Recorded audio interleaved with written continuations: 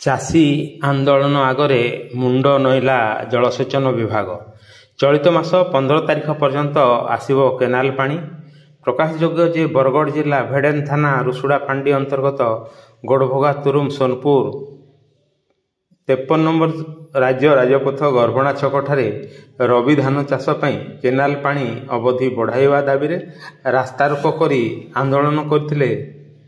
ନିର୍ବାଚନ ମେ ମାସ 20 ତାରିଖ ଅତାବିରା ବିଧାନସଭା ନିର୍ବାଚନ ମଣ୍ଡଳୀରେ ଭୋଟ ମତଦାନ ଥିବାରୁ ଶାସନ ଆଇନ ଶୃଙ୍ଖଳାକୁ ଦୃଷ୍ଟିରେ ରଖି ଏପରି ପଦକ୍ଷେପ ନେଇଥିବା ଜଣାପଡ଼ିଛି। ଚାଷୀଙ୍କ ଶହ ଶହ ଏକର ରବି ଧାନ ଫସଲ ଉଜୁଡ଼ି ଯାଇ ମାଟି ଆଁ ହୋଇ ଫାଟିଗଲାଣି।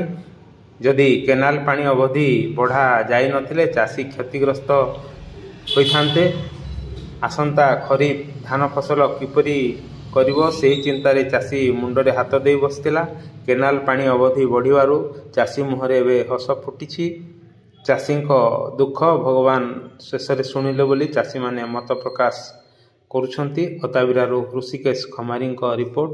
ଉପସ୍ଥାପନା ବୀରେନ୍ଦ୍ର କୁମାର ପାଣିଗ୍ରାହୀ। ନମସ୍କାର।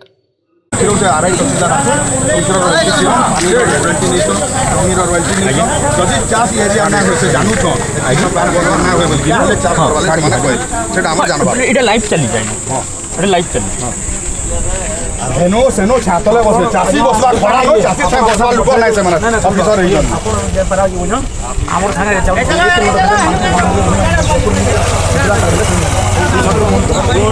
गोड़ रुको ये